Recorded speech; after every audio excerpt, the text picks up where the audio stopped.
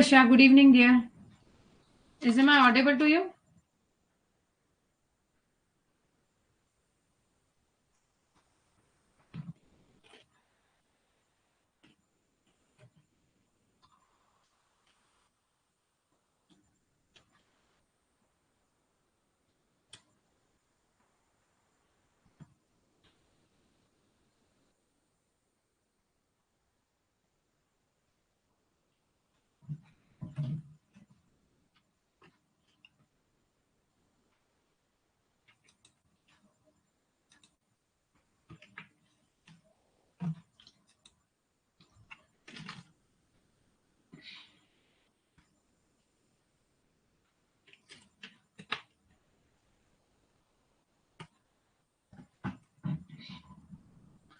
Hi, Ranjana. Hi, Pooja.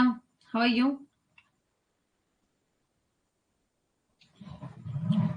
तो चलो थोड़ा सा 5 मिनट वेट कर लेते हैं अदर का so they can join the class then we will start our session.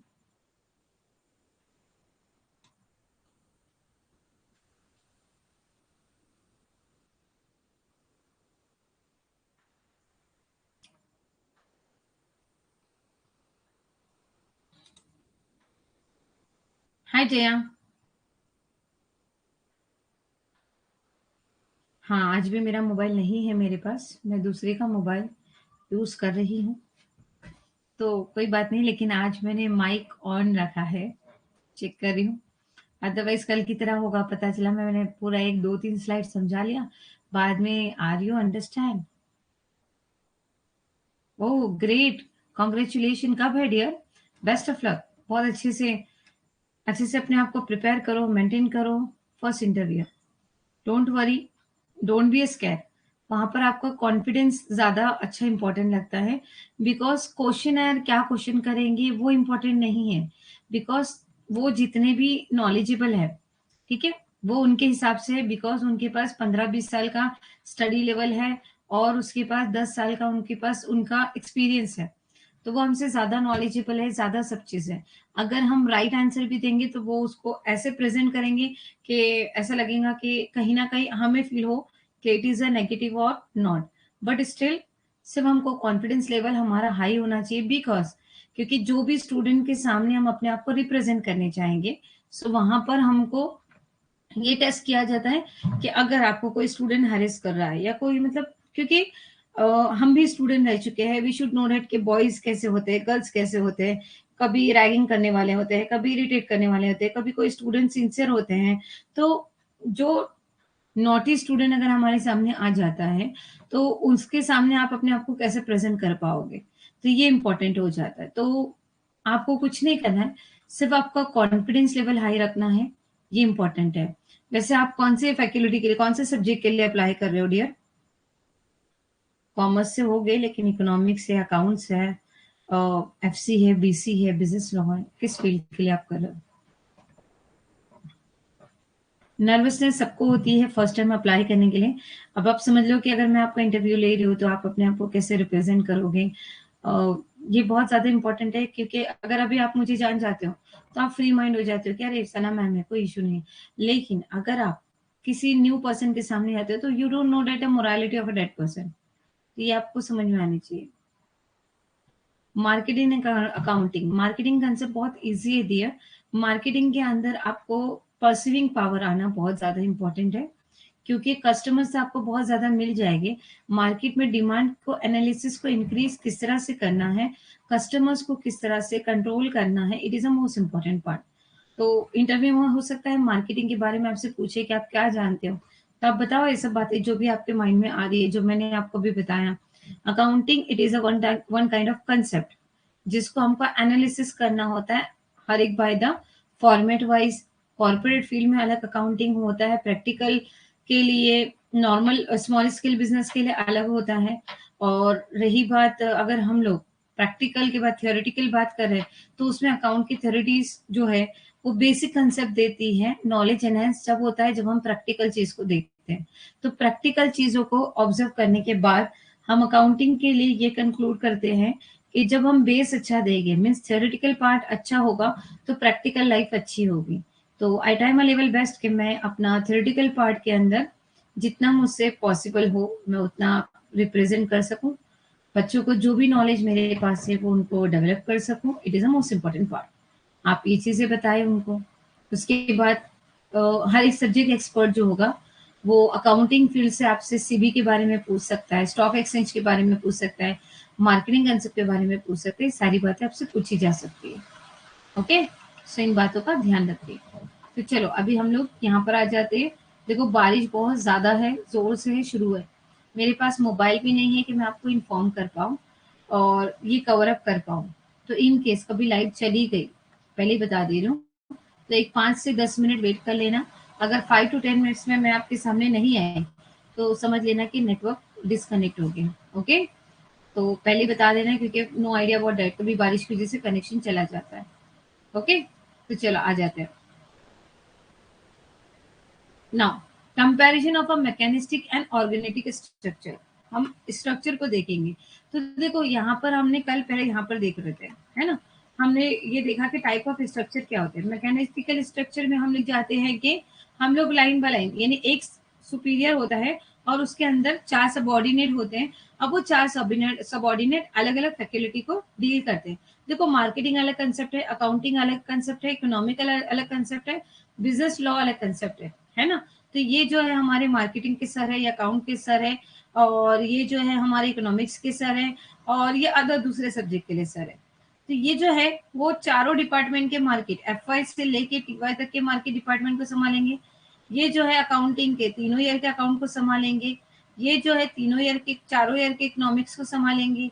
ये जो है अलग जो भी है उनको संभालेंगे। यानी ये प्रिंसिपल सर है, ये हमारे सर है, असिस्टेंट प्रोफेसर्स, और ये स्टूडेंट्स है जैसे कि आप और मैं। ठीक है, अब यहाँ पे आ जाते हैं ऑर्गेनिक। ऑर्गेनिक में क्या हो जाता है, एक दूसरे को ग्रुप वाइज डिस्कशन कर लेते हैं। जैसे कि अभी आपने मुझे बोल दिया हाँ हाँ, फिर ग्रुप में आप लोगों का कुछ अलग गॉसिपिंग चला है, फिर यहाँ पर यानी एक दूसरे को ट्रांसफर कर लेना है, यानी एक दूसरे के चारों मिलके तो काम करें, फिर ये काम डायरेक्टली इसको बोल रहा है, ये काम इसको बोल रहा है। अभी कभी कभी ऐसा होता है ना, हमने देखा होगा कि एक अगर नैक के काम के लिए, अभी समझ लो कोई भी काम के लिए किसी एक पर्सन को अगर अपॉइंट कर दिया गया, तो ये भी आ रहा है उसको काम बोल रहा है, ये भी आ रहा है उसको काम बोल रहा है, ये भी ऐसा नहीं होना चाहिए। एक पर्सन ने एक किसी एक को हेड बनकर उसको गाइड करना चाहिए। ओके, तो मैकेनिस्टिक आपको समझ में आ गया, रूट से रिप्रेजेंट करता है। ऑर्गेनिक हम ग्रुप मिलकर मैट्रिक्स बनाते हैं, मिक्सचर्स बना के काम करते हैं। यहाँ पे जॉब स्पेशलाइजेशन हाई होती है, यहाँ पे जॉब स्पेशलाइजेशन लो होती है, लोग फ्रस्ट्रेट हो जाते हैं। डिपार्टमेंटलाइजेशन रिजिड होता है और यहाँ पे लूज होता है। मैनेजमेंट हेरिटेज हेरिटरी यहाँ पे टॉल लेवल से होता है और यहाँ पे शॉर्ट लेवल पे होता है। स्पैन ऑफ कंट्रोल यहाँ पे नैरो होता है क्योंकि हमको अलग अलग डिपार्टमेंट को संभाल लिया गया। यहाँ पे वाइड होता है, हमको नहीं पता कि कौन सा किसका काम कब हो रहा है, कैसे हो रहा है। डिसीजन मेकिंग अथॉरिटी, इसमें सेंट्रलाइजेशन होता है, इसमें decision. Chain of command long होती है और यहाँ पर क्या होती है, शॉर्ट होती है। नाउ यहाँ पे leadership included no prejudice confidence and trust between the superior and subordinate. यहाँ पर हम लोग जो है एक दूसरे पे ट्रस्ट नहीं करते, हम सिर्फ एक दूसरे को एडवाइस करते हैं और वो काम करवा के लेते हैं। यहाँ पर हम कॉन्फिडेंस होता है, ट्रस्ट होता है कि बाबा ये वाला बंदा मेरा काम जल्दी करके दे देगा, तो इसके पास एक फाइल नहीं 4 फाइल लेके चले जाओ। Motivation taps only physics, securities, and economical motive through the use of pure sanction. Tap a full range of motivation through the participatory method. Information, communication, information flowed downward and tend to be destroyed. Inaccurate view with the suspicion subordinate. Information flow freely upward, downward, and laterally to information एक accurate understand. यहाँ पर हम information जो भी होगी ये यहाँ पर हम क्या करेंगे, वन बाय वन डिस्ट्रीब्यूट करेंगे, और यहाँ पर हम ग्रुप मिलकर काम करेंगे, ये मेरा काम कर दो, वो मेरा काम कर दो, ऐसे। यहाँ पे हम मोटिवेट करेंगे कि बाबा आप ये काम कर सकते हो, हमारे यहाँ पे ये एनर्जी सोर्सेस होना चाहिए, हम इसको लेकर आगे बढ़ सकते हैं। यहाँ पर हम क्या करते हैं, मोटिवेशन का कुछ मेथड ही नहीं है, यहाँ पे बस पार्टिसिपेट करो, चलो मिलके काम करना है, करेंगे, नहीं करना है नहीं करेंगे। There are the 5 type of organization structure. एक होता है लाइन स्ट्रक्चर, एक होता है लाइन एंड स्टाफ, फिर होता है फंक्शनल स्ट्रक्चर, एक होता है मैट्रिक्स स्ट्रक्चर, एक होता है प्रोजेक्ट स्ट्रक्चर। लाइन स्ट्रक्चर में हम देखते हैं simple and oldest form of organization structure. It is called as a scalar type of military और divisional organization. Under the system flow directly और vertically downward from the top of the managerial hierarchy, different managerial and subordinate down to the operation level of the work। यानी जैसे मैंने आपको बताया कि काम को हमने क्या किया, one by one, step by step क्या कर दिया, डिवाइड कर दिया. Is this clear everyone? क्योंकि मैं चैट बॉक्स का मुझे पीछे आके चेक करना है. So please let me no कि आपको ये समझ आ रहा है जो भी हम स्टार्ट किए हैं.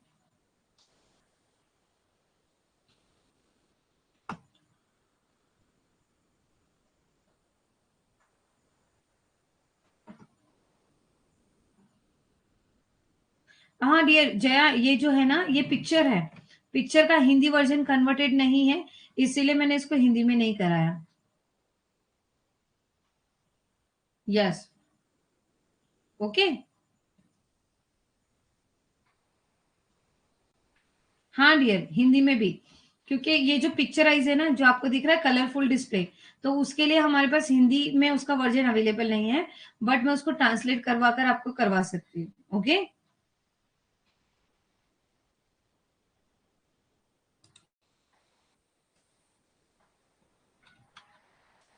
नाउ देखो, लाइन, रेखा, संरचना संगठन. रेखा संरचना संगठन का अर्थ है रेखा संरचना संगठन, संगठन संरचना का सबसे सरल और सबसे पुराना रूप है.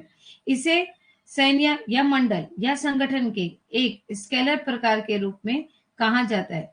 इस प्रणाली के तहत प्राधिकरण प्रबंधकीय पदानुक्रम के शीर्ष से सीधे और लंबवत नीचे की ओर प्रवाहित होते हैं.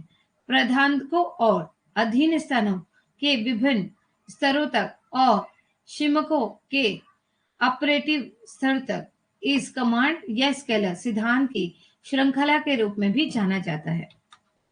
नाउ देखो, एक ऐसा होता है managing director, production manager, plant superior. फिर वो लोग यहाँ पर क्या करेंगे, foreman of a shop A, foreman of a shop B, foreman of a shop B. यानी ये जो है कमांड पास करेगा इनको, ये जो कमांड पास करेगा इनको. फिर ये क्या करेंगे, जो 3 डिपार्टमेंट है उन तीनों को मैनेज एंड कंट्रोल करके चलेगा. Advantages of a line organization, इसकी जरूरत नहीं है. यहाँ पे देखो, लाइन एंड स्टाफ ऑर्गेनाइजेशन, मैंने उसको एक्स्ट्रा नोट में कवर अप किया ताकि आप पढ़ने के लिए उसको मतलब कवर अप कर सकते हो. नथिंग मेजर, सिर्फ इसके मीनिंग इंपॉर्टेंट है, नॉट इज एडवांटेजेस और डिसएडवांटेजेस.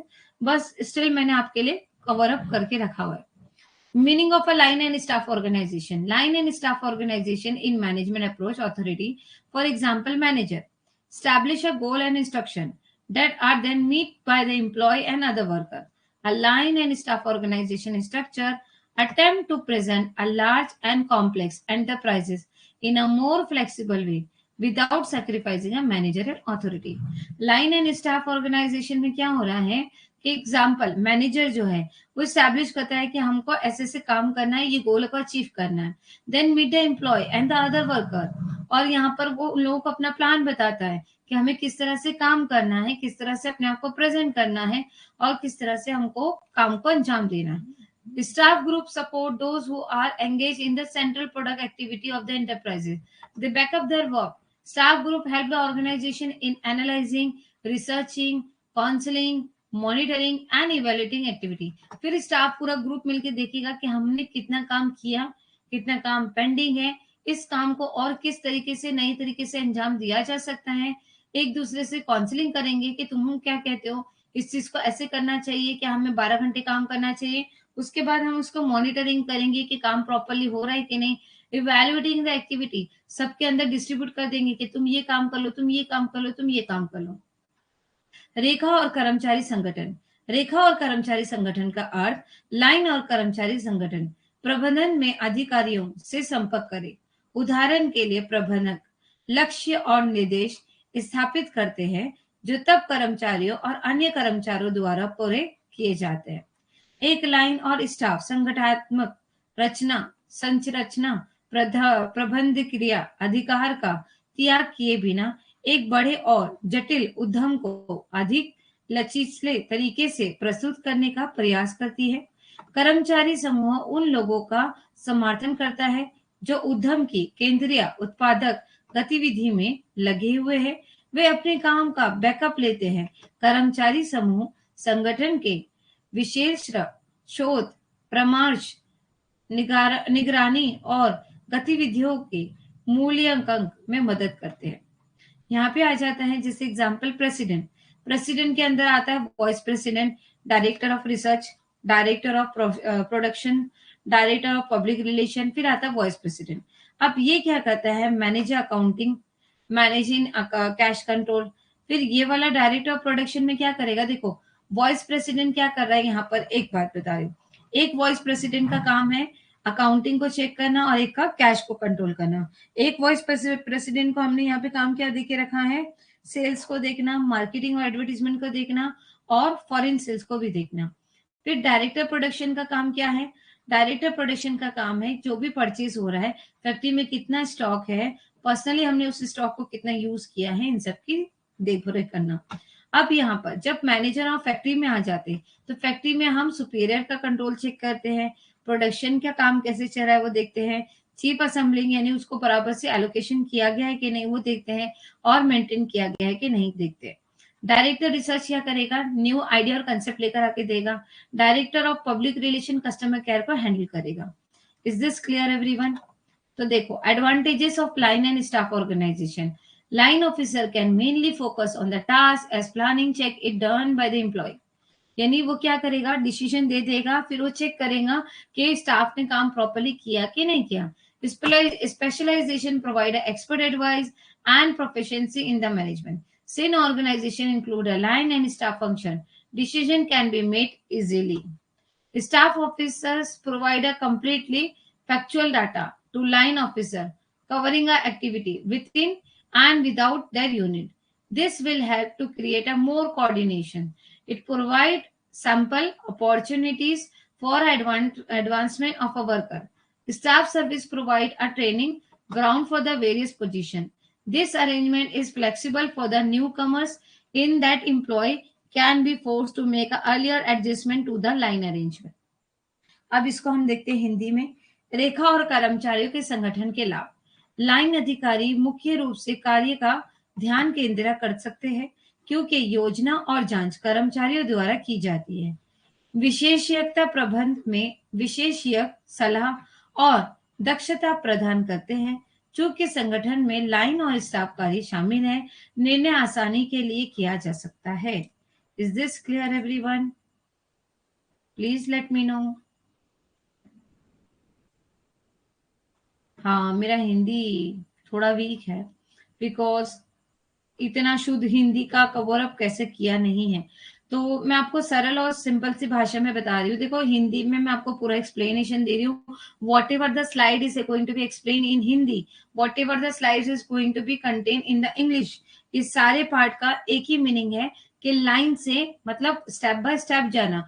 जैसा प्रिंसिपल डिस्कशन देगा टीचर्स को, ऑथोरिटी देगा, हाँ प्रिंसिपल डिस्कशन देगा किसको, टीचर्स को। टीचर्स डिस्कशन किसको आगे देंगे, स्टूडेंट्स को, कि एग्जाम्स के लिए आपको इस तरह से प्रिपरेशन करना है, ये तैयारी करनी है। तो हमने क्या किया, ये काम को डिवाइड कर दिया। ये काम को हम जब डिवाइड कर देंगे तो काम आसानी से होगा। अगर प्रिंसिपल जाके डायरेक्टली स्टूडेंट्स को पढ़ाएगा तो चलेगा क्या, नहीं। हिंदी इंपॉर्टेंट है।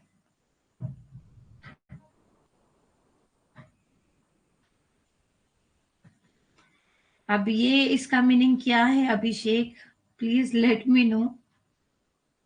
लास्ट का वर्ड समझ में आया, हरे कृष्णा। ओके चलो आगे बढ़ते हैं। लाइन और स्टाफ का मीनिंग समझ में आ गया अभिषेक?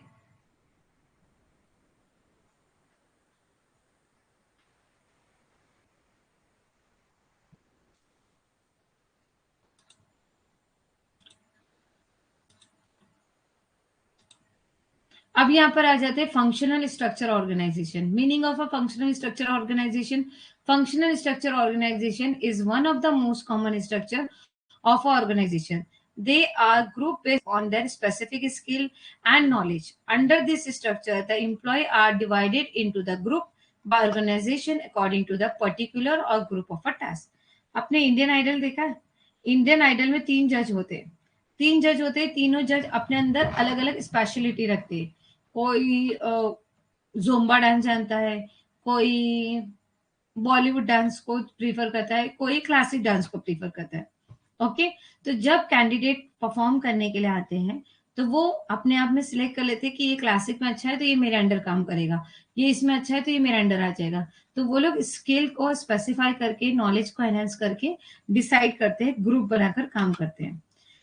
कार्यात्मक संरचना संगठन। कार्यात्मक संरचना संगठन का अर्थ। कार्यात्मक संरचना संगठन संगठन की सबसे सामान्य संरचनाओं में से एक है। उन्हें उनके विशिष्ट कौशल और ज्ञान के आधार पर समूहीकृत किया जाता है। इस संरचना के तहत कर्मचारियों को संगठन द्वारा किसी विषय या कार्य के समूह के अनुसार समूह में विभाजित किया जाता है। When the functional structure operate well in the stable environment, एक अच्छी environmental में अगर functional structure बैठ गया है, where the business strategy have little inclinations of change or mobility, the level of bureaucracy make it difficult for organization to react quickly to the market changes. यहाँ पर कैसा आ जाता है कि हम सब अलग अलग चीजों में स्पेसिफिकेशन है। जैसे अभी यहाँ पे रेनी सीजन आ गया, तो मैंने अपना जुगाड़ कर लिया कि मैं नेबर के घर पर आके लेक्चर कवर अप कर रही हूँ, मेरे यहाँ वाईफाई का इशू है, कुछ है। तो अगर वैसे ही हर एक चीजों में मार्केट में भी कुछ ना कुछ प्रोडक्ट से रिलेटेड चेंजेस आते हैं, तो उस चेंजेस के ऊपर काम करना कोई कोई एग्री कर लेता है, कोई कोई डिसएग्री करता है। हमारे गवर्नमेंट डिपार्टमेंट में पहले बुक वर्क पे काम होता था, पेपर वर्क पे काम होता था।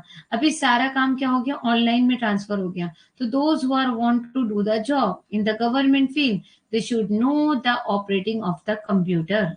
उनको एक बार कंप्यूटर ऑपरेटिंग आनी चाहिए। एक बार कंप्यूटर ऑपरेटिंग आएगी तो ये उनको जॉब परमानेंट मिलेगा।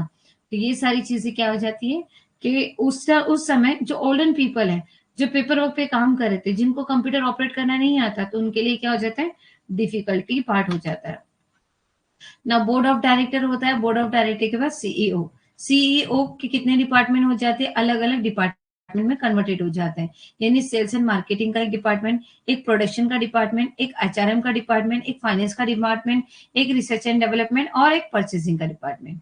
सेल्स एंड मार्केटिंग में हम देखते हैं कि फील्ड में सेल्स का कितना हुआ, हमने ऑनलाइन में कितना चीजें बेची, कस्टमर सर्विस हम प्रोवाइड कर पा रहे कि नहीं कर पा रहे। प्रोडक्शन, हमने कितना मैन्युफैक्चर किया, कितना असेंबल है हमारे पास, कितना उसकी क्वालिटी को कंट्रोल और मेंटेन करके रखा हुआ है। फाइनेंशियल मैनेजमेंट, पैसा आया के कहाँ से और पैसा इन्वेस्ट किया कहाँ पे। Is this clear? Please let me no.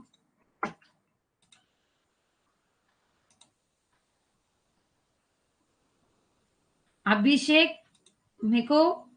मुझे ना ये जापानीज लैंग्वेज नहीं आती है। ओके, बंगाली में आपने लिख कर दिया है।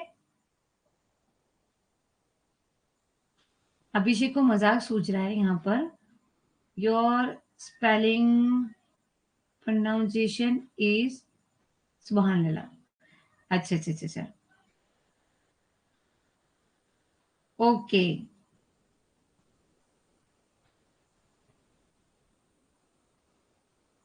अभिषेक, अभी मुझे लगता है कि बंगाली इन मया का ऐसा something over that third language में भी लेक्चर लेना पड़ेगा।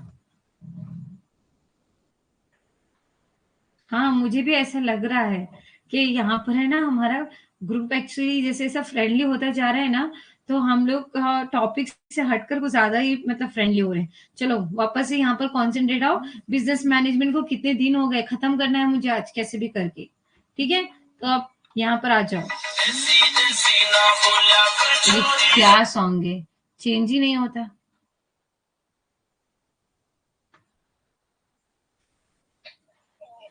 So we will continue on that topic. चलो, let me start our new strategy. यहाँ पर हम चेक कर लेते हैं। Okay, metric structure organization. Meaning of metric structure organization. A metric organization structure is a structure of organization in which some individual reports to more than one superior or leader, which is described as solid line or dotted line reporting more broadly. यहाँ पर हम क्या करते हैं, matrix के through से करते हैं। अब मैट्रिक स्ट्रक्चर क्या होता है, यहाँ पर इंडिविजुअल रिपोर्ट करेगा to more than the one superior. यानी मैं एक काम करना है, अगर मुझे कोई कार्य दिया गया है तो मतलब मुझे जीतू सर को भी बताना है, मुझे लक्ष्मण सर को भी बताना है, मुझे अक्षय सर को भी बताना है। यानी मुझे मेरे सर पे 3 लोग बैठे हुए हैं, ओके? तो मुझे उन तीनों को आगे जाके जवाब देना है कि मैंने ये काम कर लिया, मैंने ये काम कर लिया, मैंने ये काम कर लिया, ओके? सो यहाँ पर मैट्रिक्स मतलब सुपीरियर ज़्यादा होते हैं नंबर ऑफ सबऑर्डिनेट। सबऑर्डिनेट मतलब काम करने वाले, सुपीरियर मतलब उनके सीनियर। मैट्रिक संरचना संगठन, मैट्रिक संरचना संगठन का अर्थ, मैट्रिक संगठनात्मक संरचना संगठन की एक संरचना है जिसमें कुछ व्यक्ति एक से अधिक पर्यवेक्षक या नेता को रिपोर्ट करते हैं, जिसे ठोस रेखा या बंधित रेखा रिपोर्टिंग के रूप में वर्णित किया जाता है अधिक व्यापार सत्र पर। It can also describe the management of a cross function, cross business group, and the other work model that do not maintain the rigid business unit or silos grouped by the function and geography. For example, an employee may have a primary manager they report to as well as one or more project manager they work under. यानी एक से ज्यादा worker को उसको जवाब देना है। For example, vice president of finance है, वाइस प्रेसिडेंट ऑफ मैन्युफैक्चरिंग है, वाइस प्रेसिडेंट ऑफ सेल्स है, ओके? तो यहाँ पर प्रोजेक्ट मैनेजर ए है, प्रोजेक्ट मैनेजर बी है, प्रोजेक्ट मैनेजर सी है। तो उनको देखो, इन तीनों को ये क्या होते हैं, कनेक्ट होते हैं फंक्शनली, यानी इसको ये वाले पर्सन को इधर भी देखना है, ये वाले पर्सन को इधर भी देखना है, ये वाले पर्सन को इधर भी देखना है, यानी जितना भी पैसा आया उस चीज को हम कहाँ कहाँ कैसे कैसे इन्वेस्ट कर रहे हैं, उसकी रिस्पॉन्सिबिलिटी हमको क्या करनी है, डिवाइड करके लेनी है। नाउ प्रोजेक्ट स्ट्रक्चर ऑर्गेनाइजेशन पर आ जाते हैं। A project structure organization structure is used to determine the hereditary authority of people involved in the specific project. This organization structure is temporarily created for the specific project for a particular period for a project to achieve the goal of development a new product specialization in the various function department such as the production, engineering, quality control, marketing research, and will be ready to work together. This specialist return to their duties as soon as the project is complete. यहाँ पर हम क्या करते हैं, project structure यानी temporary base पर हम किसी को अपॉइंट करना। जैसे अभी हमारा फिलर फॉर्म मैप है ना? तो अभी हमारा जून से लेके दिसंबर का एक बैच बना, तो जून से लेके दिसंबर के बैच में न्यू चेंजेस लाना, डेवलपमेंट लाना और उस चीज को ट्राई करना, मैनेज करना, फंक्शनल कंट्रोल करना, ये क्या है, मेरी रिस्पॉन्सिबिलिटी है। In fact, the project organization is established with the aim of overcoming the major weakness of the functional organization, such as absence of unity of command, delay in the decision making, and lack of coordinations. We will wait 2 minutes for the azan, then I will explain you the Hindi also.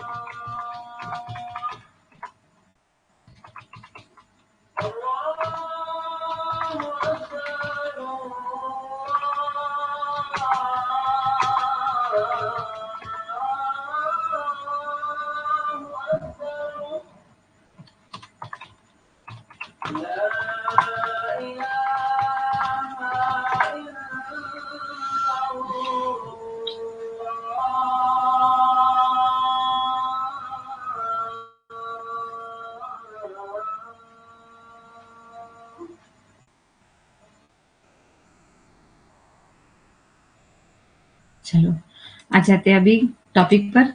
Okay, तो यहाँ थे हम। In fact project organization establish with the aim, कहाँ गई मैं?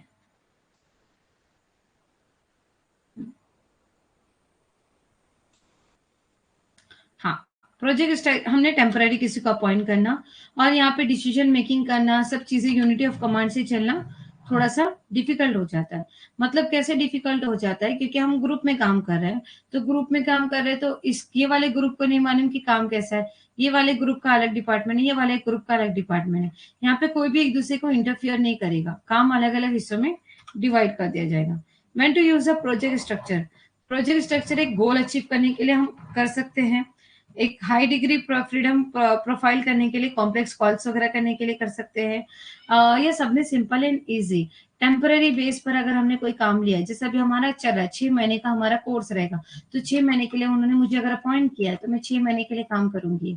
An expert from the different organization are ready to work together under the project organization and coordination. अभी मैं अगर इसमें मैं एक्सपर्ट हूँ तो मैं आपको और अच्छे से देने की कोशिश करूंगी। As the term depicts it, hybrid means a combination of two. Hybrid organization is an organization structure in which organization activity are divided into the different department, which can function as well as a division. यानी हम एक कार्य को अलग अलग हिस्सों में divide कर कर उस चीज को प्रॉपरली करना। हाइब्रिड संगठनात्मक रचना, जैसे कि शब्द में दर्शाया गया है, हाइब्रिड का अर्थ है दो का संयोजन। एक संकर संगठनात्मक रचना, एक संगठनात्मक रचना है जिसमें संगठनात्मक गतिविधियों को विभिन्न भागों में विभाजित किया जाता है, जो कार्यात्मक होने के साथ साथ विभागीय भी हो सकता है। इस प्रकार संकर संगठनात्मक रचना में कार्यात्मक विभागीय संगठनात्मक रचना का संयोजन शामिल है। इस संगठनात्मक संरचना का उपयोग संगठन को डेटा और संसाधनों को सहयोगी साझाकरण और सुनिश्चित करने के अनुमति देता है ना। हाइब्रिड स्ट्रक्चर में जैसे मैंने बता दिया, सीईओ है, यहाँ पे अलग अलग 3 डिपार्टमेंट है, तो यहाँ पर 3 अलग अलग डिपार्टमेंट के अलग अलग ड्यूटीज हैं। यहाँ पर अलग अलग डिपार्टमेंट को मैनेज करने के लिए अलग अलग डायरेक्टर अपॉइंट कर दिए गए। The main aim behind a hybrid organization structure to take advantages of functional as well as a division structure.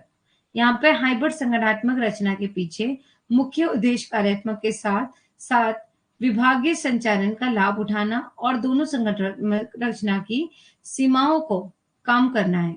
इसलिए क्यों? क्योंकि डिपार्टमेंट जो है, जैसे जैसे हमारे ग्रुप में डिपार्टमेंट बन जाएगा, तो डिपार्टमेंट के थ्रू से हम काम आसानी से कर सकते हैं। जैसे हमारे यहाँ पे कॉमर्स डिपार्टमेंट अलग है, आर्ट्स डिपार्टमेंट अलग है, साइंस डिपार्टमेंट अलग है। उन तीनों डिपार्टमेंट के लिए एक एचओडी अलग अलग ऑर्गेनाइज कर दिया गया। उन एचओडी की रिस्पॉन्सिबिलिटी है कि उस कार्य को अच्छी तरह से अंजाम दे। Is this clear? ना यहाँ पर आ जाता है, hybrid organization structure can help to streamline business process by interjecting a chain command which can further help and improving the speed and efficiency of the organization. एक मिश्र संगठनात्मक रचना कमांड की एक श्रृंखला को बाधित करते व्यवसायिक प्रक्रियाओं को सुव्यवस्थित करने में मदद कर सकता है, जो संगठन की गति और दक्षता में सुधार करने और मदद कर सकता है। Product organization, एक organization structure by the product is a structure in which companies organize based on what they sell. एक product organize करना, each product will be under the different division. The operator independently have a complete individual business function such as production, marketing, finance and human resources. जैसा मैंने ये watch बनाना शुरू किया, तो ये watch बनाना है, तो ये वॉच की प्रोडक्शन अलग डिपार्टमेंट होगा, मार्केटिंग डिपार्टमेंट अलग होगा, फाइनेंस डिपार्टमेंट अलग होगा और मैनेज एंड कंट्रोल करने का ह्यूमन रिसोर्सेज डिपार्टमेंट अलग होगा। Is this clear everyone? Please let me no.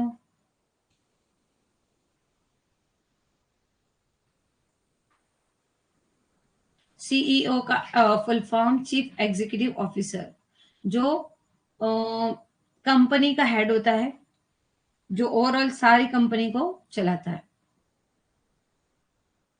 Okay everyone, इतना समझ आया?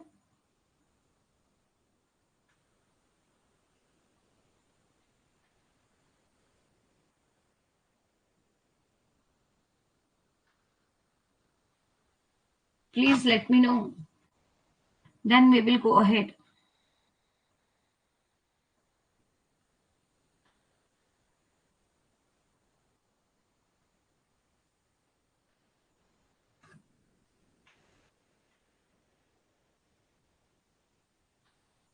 Is this clear, everyone?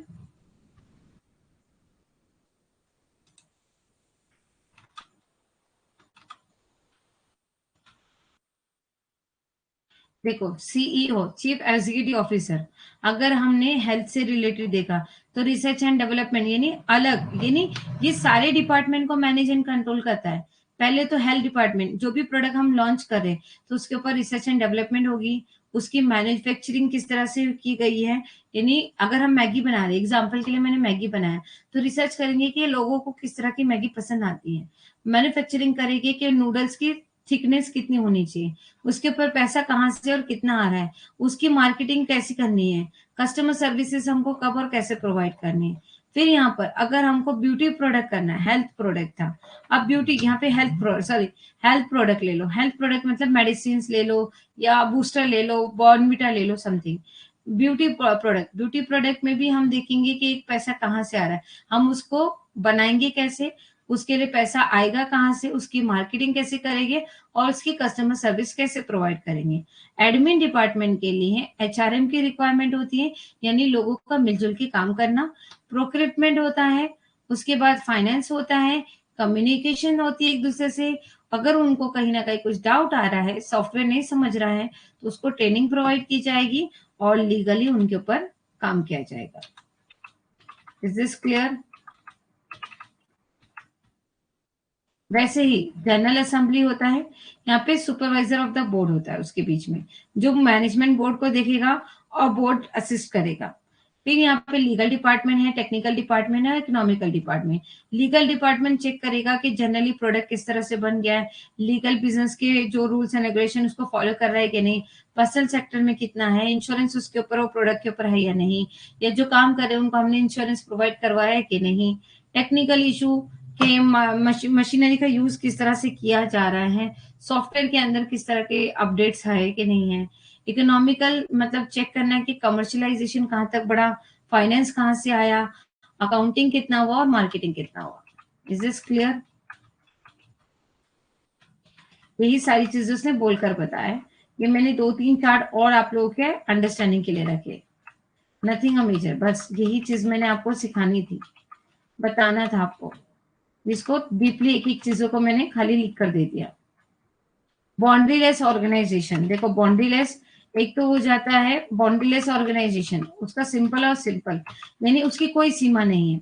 हम जो भी प्रोडक्ट लेंगे तो यहाँ तो कॉम्पिटिटर्स भी है, यहाँ पे कस्टमर्स है, यहाँ पे सप्लाई है, लेकिन यहाँ पे फंक्शन, हम पहले यहाँ पे मार्केटिंग कर रहे हैं, यहाँ पे प्रोडक्शन कर रहे हैं, यहाँ पे फंक्शन कर रहे हैं। तो यहाँ पर कोई भी डिपार्टमेंट इनसाइड द ऑर्गेनाइजेशन, कोई भी डिपार्टमेंट में कोई भी उठ के कोई भी वर्क करता जा रहा है, कुछ भी करता जा रहा है। सप्लायर कहाँ पर है तो कहीं नहीं है, कस्टमर्स कहाँ पर है तो कस्टमर्स की डिमांड को देखकर हमने मार्केटिंग स्टार्ट की थी।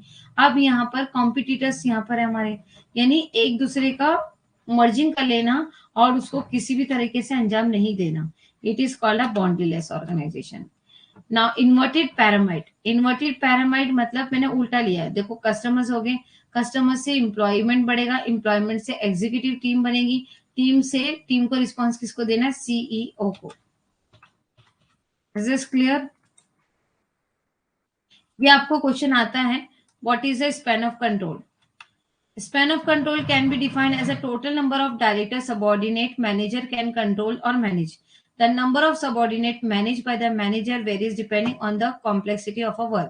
For example, a manager can manage a 4 to 6 subordinate when the nature of a work is complex, where the number of can go up to the 15 or 20 to represent it a fixed one. यानी हमको जो मालूम है कि रोज हमको ये करना है तो 15 से 20 लोगों को हम अच्छे से मैनेज कर सकते हैं, लेकिन कहीं अगर डिफिकल्ट टास्क आ गया तो वो ऐसी जगह पर हम 4 से 6 लोगों को ही डील कर सकते हैं। Is this clear everyone? Please let me no, कहाँ हो आप लोग?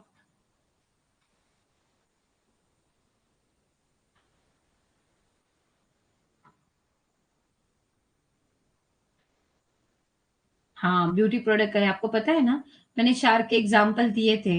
उसके अंदर शुगर का कंपनी डायरेक्टली रातों रात लॉन्च हो गया, है ना? देखते जाओ shark tank.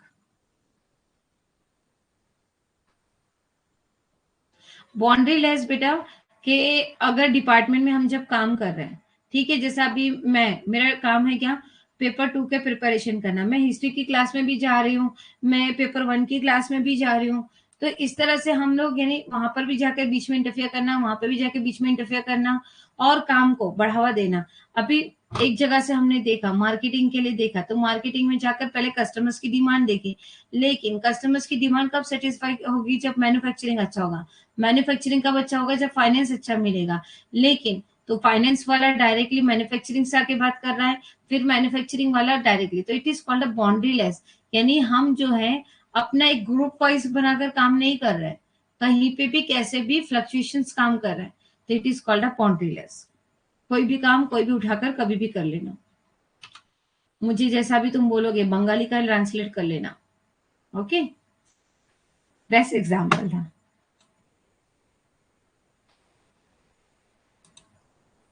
Means no barriers with a organization. Yes, barriers मतलब कि कुछ रुकावटें नहीं। हाँ, करेक्ट।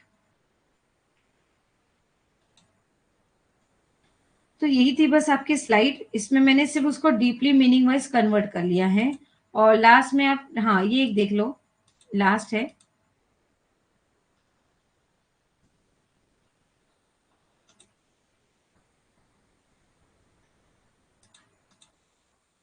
डिसेंट्रलाइजेशन और रिसेंट्रलाइजेशन, इसको मीनिंग में कहते हैं। पहले आ जाते हैं हम लोग basic, different between delegation and decentralization. Delegation क्या होता है, it is compulsory act, it is a optional policy. Decentralization एक पॉलिसी है और ये एक एक्ट है, यानी कंपल्सरी इसके रूल्स को फॉलो करते हुए चलना है। फ्रीडम ऑफ एक्शन, अभी यहाँ पे less freedom to take a decision due to the more control by the superior. यहाँ पर हमको आजादी कम होती है क्योंकि ज्यादा से ज्यादा सारी चीजें हमारा एचओडी देखता रहता है। More freedom action due to the less control by the top management. Decentralization के अंदर हमको किसी से कोई भी डर नहीं है, जब हमारा मन करेगा काम करेंगे, नहीं करेगा नहीं करेंगे। It is process of sharing a task and authority. इनको एक समय में एक टास्क दे दिया जाता है, उस टास्क पे काम करना है। इनके decision taken by the top management, हम बोलेंगे तो काम करो, हम नहीं बोलेंगे तो काम मत करो। Narrow, it is confident superior and its immediate subordinate. ये क्या है, वाइड है, बहुत बड़ा है, क्योंकि इसको मैनेज करना, कंट्रोल करना थोड़ा डिफिकल्ट हो जाता है। जब हमको काम मिलेगा तो काम को आसानी से हम अंजाम दे सकते हैं, लेकिन एक बोलेगा ये करो, एक बोलेगा वो करो, तो यहाँ पर काम को करना थोड़ा सा मुश्किल हो जाता है। To reduce the burden of a manager, इसके लिए डेलीगेशंस को कर दिया जाता है कि सुपीरियर को रिस्पॉन्सिबिलिटी दी जाती है कि आप ये मैनेज कर लो। To increase the role of the autonomy of a lower level of a management, यहाँ पर हम नीचे से लेके ऊपर तक जितने भी हमारे सबऑर्डिनेट सुपीरियर है उन सबको कोऑर्डिनेट करवा के काम लेते।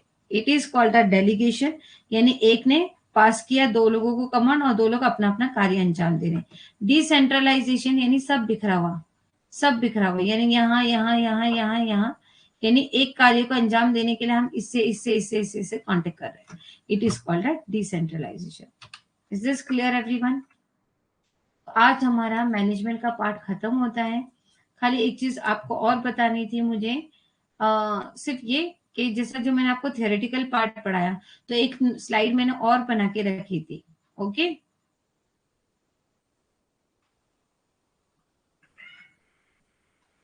एक स्लाइड और बना के रखी हुई है जो मैं आपको, आज तो पॉसिबल नहीं है क्योंकि आज घर पे करंट नहीं है, सो मे बी कल तक थोड़ा सा इश्यूज कम हो जाएंगे, तो मैं इंशाल्लाह आपको घर जाकर पूरा प्रॉपरली हर चीज अपलोड कर दूंगी। बिकॉज कैसा है कि अगर मैं सही तरीके से अपलोड नहीं करूंगी तो आपको चीज तरीके से नहीं मिलेगी, इसीलिए आपको थोड़ा सा रुकना पड़ेगा।